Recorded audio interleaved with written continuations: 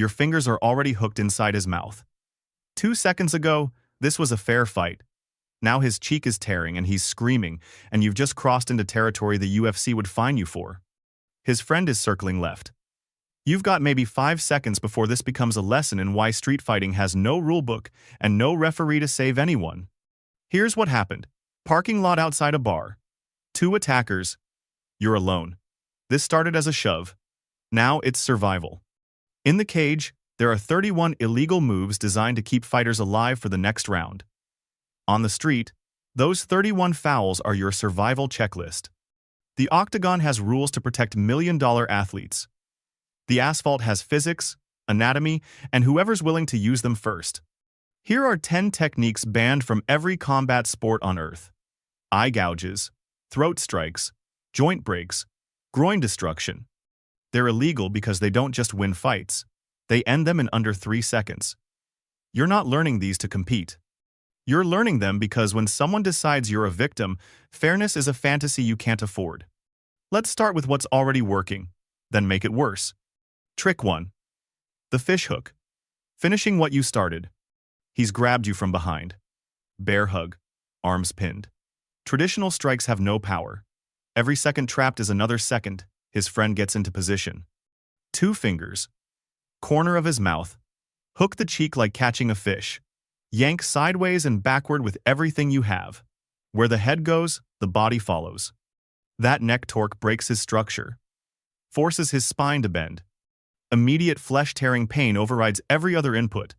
His grip releases involuntarily. Not his choice, his nervous system made it for him. Possible jaw dislocation. Severe lacerations. The inside of the mouth has massive nerve density. Tissue tears easily. The head follows.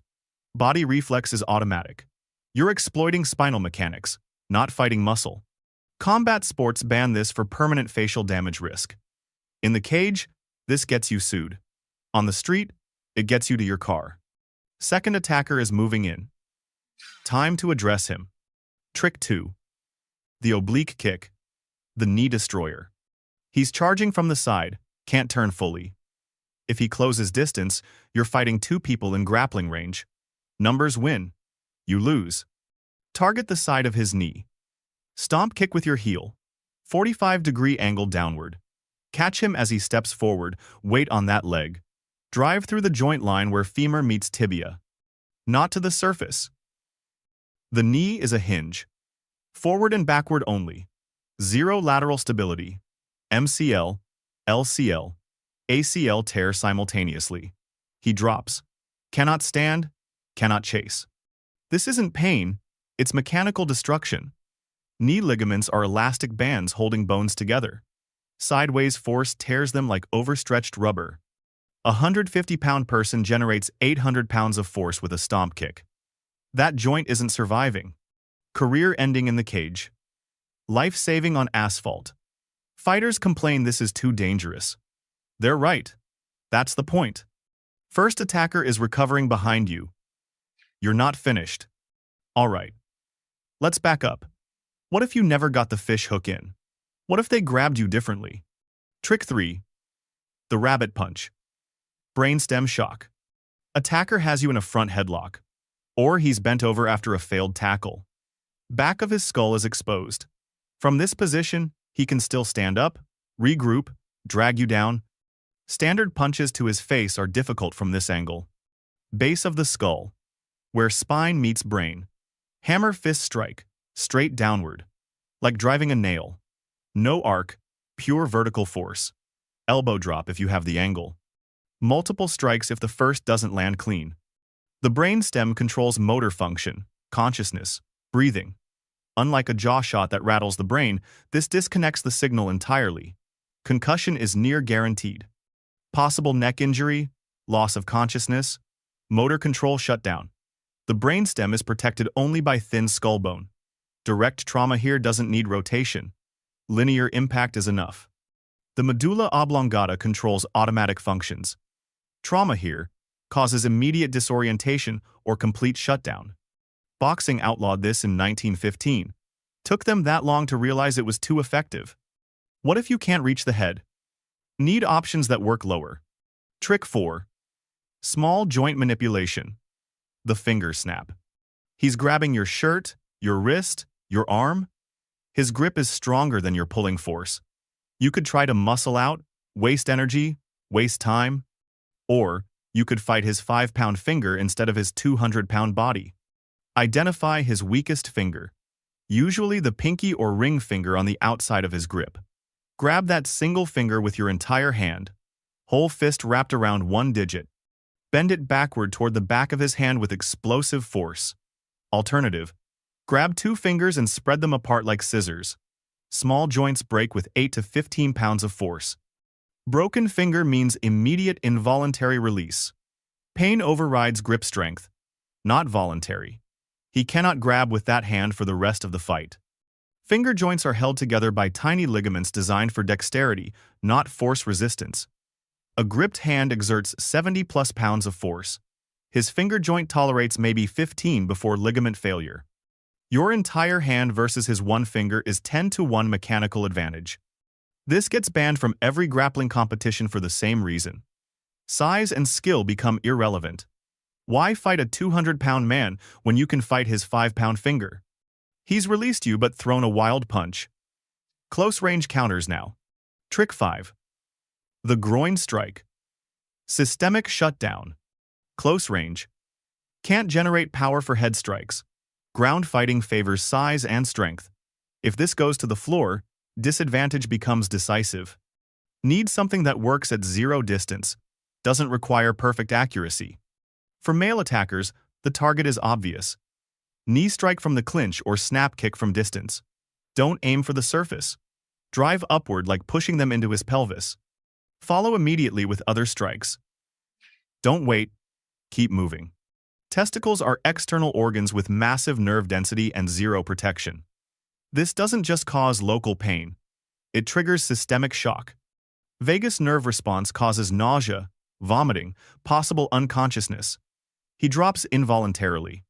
This bypasses size, training, pain tolerance entirely.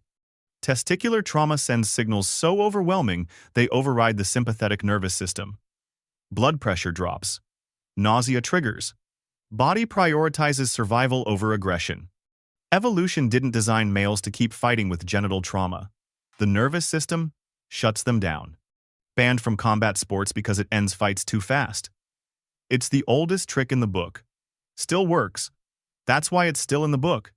What if you're grabbed from behind and can't reach the groin? Let's move on. They've grabbed you from behind. Bear hug. Full body control. Can't reach anything we've covered. Now what? Trick 6. The spine crank. Cervical torque. He's got you in a rear bear hug or attempting a choke from behind. Arms pinned or restricted. From this position, he can choke you unconscious in 8 to 12 seconds or slam you backward onto concrete. Traditional escapes require technique and time you don't have. If you can reach his head, grab it with both hands. Twist violently sideways. Pick a direction. Commit. You're not trying to turn around. You're cranking his cervical spine. If in a front headlock, wrap your arm around his head and torque while driving your knee into his ribs for anchor. Goal is vertebral torque, not choking. The cervical spine is the most fragile part of the backbone. Violent lateral torque risks permanent spinal injury, paralysis, death. But there's another layer. He feels his spine bending in ways it shouldn't. That primal terror overrides training. The body's self-preservation instinct forces him to release and go limp to prevent spinal damage. The neck contains 7 cervical vertebrae, protecting the spinal cord. These are designed for moderate rotation, not violent torque under resistance. Excessive force can dislocate vertebrae, compress the cord, sever it. Even submission grappling sports like Brazilian Jiu-Jitsu ban this. Injury is catastrophic and immediate. Grappling rules exist to let both guys walk out. You're not here for a handshake afterward. You've created separation, but he's still standing. Need immediate follow-up. Trick 7. The ear clap. Equilibrium destruction. You've broken free, but the attacker is recovering. Need something that doesn't require precise targeting or perfect power. If he recovers balance and orientation, you're back where you started, except now he's angrier. Cup both hands. Concave shape, not flat palms. Strike both ears simultaneously in a clapping motion. Compressing air, not slapping. The compressed air explodes into the ear canal like a shock wave. Follow with throat or eye strikes while he's disoriented. Don't wait. Keep attacking. Ruptured eardrum causes instant vertigo, nausea, complete spatial disorientation. Balance is controlled by the inner ear. Damage it and he can't stand. May fall over without additional strikes. The eardrum is a thin membrane under constant atmospheric pressure. Sudden pressure spike ruptures it like overinflating a balloon. The semicircular canals controlling balance are directly connected. Rupture causes immediate proprioception failure. He doesn't know which way is up. His brain is screaming conflicting balance signals. Recovery takes weeks. Permanent hearing damage possible. This bypasses pain tolerance. You're attacking biological systems that can't be toughed out. They won't hear the ambulance coming. You won't stick around to find out. Down to the highest risk techniques now. The ones that can kill. Trick 8. The throat strike. Respiratory shutdown. Attacker is still advancing or has recovered from your last technique. Every second this continues is another chance for his friend to get back up, for police to arrive, for you to make a fatal mistake from exhaustion. Need immediate, decisive stopping power. Target the trachea, the windpipe, between the collarbones, below the Adam's apple. Weapon is a knife hand strike, rigid hand, thumb tucked, or spear hand, fingertips together. Strike horizontally, not downward. Downward hits thick neck muscle. Horizontal hits the trachea dead on. Drive through like touching his spine. Alternative. Grab and crush with full grip. The trachea is cartilage, not bone. Collapses under direct force. Partial collapse triggers panic reflex, gag response, breathing difficulty. Full collapse is potentially fatal. Suffocation. Requires emergency tracheotomy.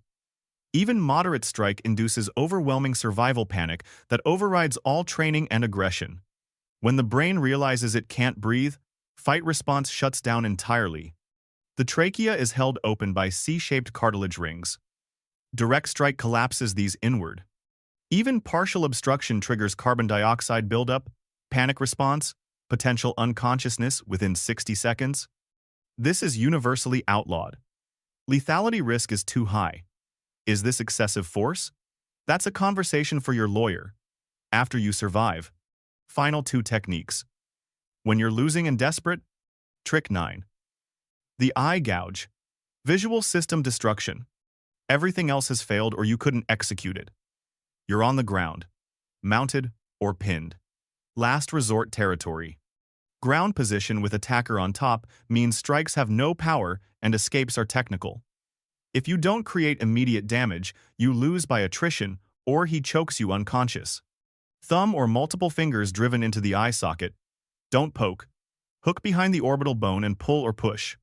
Both eyes if possible. He can't close distance if he can't see. Expect blood. Expect screaming. Eyes are the only exposed part of the central nervous system. Zero pain tolerance. Zero toughening possible. Trauma causes instant incapacitation through pain. Visual system shutdown. Psychological shock. Permanent blindness is possible. The eye is soft tissue protected only by thin bone. Pressure on the eyeball or behind it causes immediate reflexive shutdown. The body prioritizes protecting vision above everything. Orbital socket damage risks permanent vision loss. And there's a psychological component most people don't consider. The attacker sees your thumb approaching his eye. That image, that specific threat, triggers existential terror before you even make contact. No combat sport on Earth allows this. Injury is irreversible and devastating. The octagon would ban you for life. The morgue doesn't have that policy. When nothing else is possible. Final option. Trick 10. The skull spike. Gravity as weapon. You've somehow gotten the attacker off the ground. Adrenaline, desperation, lucky reversal, doesn't matter. This is your one chance to end it permanently. If you put him down gently or he lands safely, you've wasted your only advantage. He will get back up angrier. If you've lifted him, any position. Bear hug reversal. Failed takedown you reversed. Drive the crown of his head vertically into the pavement. Don't drop him. Actively drive downward with your body weight. Target concrete, asphalt, anything hard. This is called spiking in wrestling. Banned because it breaks necks. The cervical spine cannot handle vertical compression forces. Skull first impact into hard surface causes neck fracture, spinal cord injury, paralysis, death. The human neck supports the head's weight, 10 to 12 pounds. In normal posture, vertical impact forces of 150 plus pounds, his body weight accelerated by your downward drive, exceeds structural limits by 10 to 15 times. Vertebrae compress, dislocate, fracture. This is the technique police use lethal force to prevent. You are using gravity, his body weight, and concrete as combined weapons. Wrestling federations added this to the banned list after multiple paralysis incidents. In MMA, this ends your career. On the street, it ends the fight. Permanently. Here's why these techniques are universally banned. They don't test skill. They exploit biology. In sport, the goal is to determine the better athlete. On the street, the goal is survival. These 10 techniques bypass muscle, training, size advantage. They attack the nervous system, skeletal structure, sensory organs, respiratory function. None require years of practice. All require commitment to violence most people can't muster. That's what attackers bet on. They're betting you'll hesitate, pull your punches, fight fair. That hesitation gets you killed. But here's what attackers don't expect. Strikes can be blocked. Joints can be guarded. Skulls are hard. The nervous system isn't. 5 pressure points. No size advantage matters. No training defends them. You don't break him. You shut him off. Here's what makes pressure points different from regular strikes. You're not attacking muscle that can be strengthened or bone that can handle impact. You're attacking nerve clusters and arterial pathways that every human shares. No conditioning possible. No pain tolerance that helps. These aren't techniques. They're neurological shutdowns. Combat sports ban most of these. Too effective. Too unpredictable. Too much permanent damage potential. You're about to learn 5 pressure points that bypass size, strength, and training. Not because you want to hurt people, but because when someone decides violence is the answer, anatomy becomes your only advantage. If they ask later how you learned this, tell them YouTube. Technically true. Point 1. The carotid sinus. Your emergency off switch. First attacker has grabbed your shirt. He's pulling you forward for a headbutt or punch. You're off balance. Can't generate power for a proper strike. He outweighs you by 40 pounds. If this becomes a grappling match, size wins and you lose. You've got 1 second before his forehead meets your nose. Ground fighting favors the heavier opponent. If you go down, his friend joins in. 2-on-1 on concrete is a medical emergency waiting to happen. Target the soft spot just below and behind his jaw angle, where you feel his pulse. Both thumbs if possible. One if you can only reach one side. Not the windpipe, not the front of the throat. The side, angled slightly upward.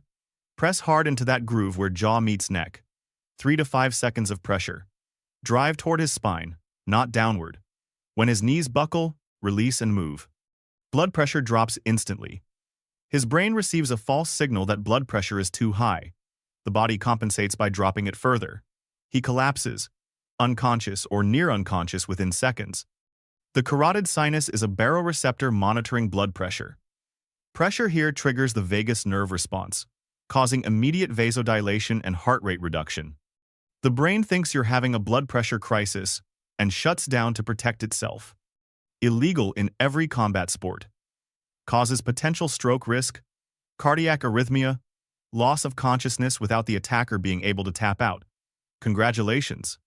You just used a technique that would get you banned from the UFC, sued in a boxing ring, and arrested in most gyms. Welcome to effective self-defense. First attacker is down, but the second one saw what you did. Now he's not charging blindly. He's grabbing something metal from his car. All right. Let's address the guy with the tire iron. Point 2. The mandibular angle, where the jaw becomes a weapon against itself. Second attacker is advancing with a tire iron. He's keeping distance, learning from his friend's mistake. Can't reach the carotid from here. Needs something that works at slightly longer range when he swings. One shot before the weapon connects. If that tire iron hits your head or arm, fight's over. Skull fracture or broken forearm means you're done. He's taking his time, measuring distance. Every second he delays is calculation time you don't want him to have. When he swings, step inside the arc. The weapon has no power at close range. Your target is the corner of his jaw, where the mandible angles upward toward the ear, not the point of the chin. The hinge point, just in front of the earlobe. Strike with a hammer fist or elbow, driving inward and slightly upward. Or if grappling, dig your thumb into that exact spot with maximum force. Trigeminal nerve explosion. Instant overwhelming pain radiating through entire face and skull. Jaw muscles spasm involuntarily. He can't bite, can't speak, can't coordinate head movement. Vision blurs from sensory overload. The mandibular branch of the trigeminal nerve passes directly over this hinge point with minimal protection. It's one of the three main facial nerves controlling sensation and motor function. Direct trauma here creates pain so intense the brain cannot process other inputs. Banned from MMA striking. Too unpredictable. Risk of temporomandibular joint dislocation, nerve damage, concussion from the disorientation alone. If he asks why his jaw doesn't work properly for the next 3 weeks, tell him to ask his dentist. You're not qualified to explain neurological trauma. Tire iron hits the ground. He's holding his face, but you hear footsteps. More people coming from the bar. Point 3. The radial nerve. Dead arm protocol. Third person arrives, grabbing your shoulder, spinning you around. Your back is now to the first two attackers. New threat is fresh, stronger, hasn't been hit yet. His grip on your shoulder is controlling your upper body. Need to eliminate that arm's functionality immediately. His free hand is cocking back for a punch. If he lands it while controlling your shoulder, you can't roll with the impact. Maximum force transfer. Possible knockout. Definitely disorientation while surrounded by multiple hostiles. Target the outside of his forearm, about 2 inches below the elbow. You'll feel a groove between the muscles. That's where the radial nerve is most exposed. Strike with a hammer fist, downward and slightly inward. Or grab his wrist with one hand and drive your thumb into that groove with full force. Dig deep. Hold for 2 seconds if you have time. He'll release instantly. Immediate loss of grip strength. His hand opens involuntarily. Cannot make a fist. Cannot grasp. Temporary paralysis of forearm and hand muscles. Feels like his entire arm went dead. Tactical shock overrides pain. He's confused why his arm stopped working. The radial nerve controls extension of the wrist, fingers, and thumb. At this point, it's superficial with minimal muscle protection. Direct pressure creates temporary neuropraxia, nerve compression blocking signal transmission. Banned in sport grappling. Considered a small joint manipulation variant. Risk of permanent nerve damage with sustained pressure or repeated strikes to the same location. Combat sports ban this because it's unfair to the guy who spent years building grip strength. Turns out nerves don't care about your gym time. His arm is useless, but he's adjusting, trying to tackle you. The crowd from the bar is getting closer. Time is running out. Let's move on. You need to drop him and create escape space. Point 4. The common peroneal nerve. Leg collapse. Can't keep fighting standing. More people approaching. Need to drop the current attacker and create escape space. But you're exhausted. Can't generate power for a knockout strike. Need something that doesn't require strength. Just precision and commitment. If you stay surrounded, numbers guarantee you lose. Every person who joins this fight decreases your survival probability exponentially. Need immediate mobility.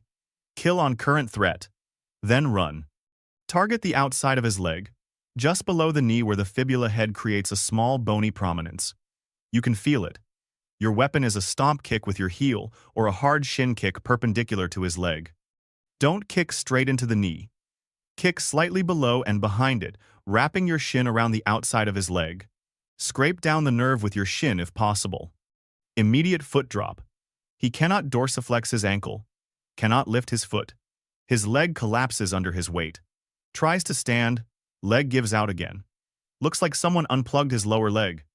Complete loss of coordinated movement below the knee. The common peroneal nerve wraps around the fibular head with almost zero protection. It controls foot and ankle dorsiflexion. Trauma here causes temporary palsy. The foot literally drops and won't respond. Illegal in kickboxing, Muay Thai, MMA, too much nerve damage risk. Permanent foot drop cases exist. Athletic commissions specifically prohibit targeting this area. Professional fighters would sue you for this. Amateur attackers will just wonder why their leg decided to quit mid-fight. Neither will thank you. He's down. You've created space. But turning to run means exposing your back to everyone still standing. Need one more option for when they grab you from behind. Point 5. The brachial plexus. Consciousness optional. Someone's grabbed you from behind as you try to leave. Rear bear hug or shoulder grab. Can't reach their face. Can't reach their groin. Can't stomp their feet effectively because they're moving. Needs something that works from terrible position with limited mobility.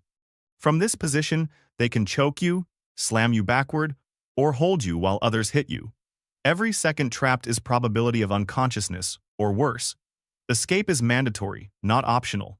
Target the side of the neck, where it meets the shoulder. Not the front, not the back.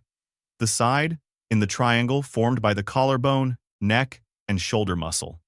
Strike with the blade of your hand, an elbow if you can rotate, or a reverse headbutt if close enough. Drive into that triangle with maximum force. The goal is nerve cluster disruption, not windpipe damage. Instant loss of consciousness possible.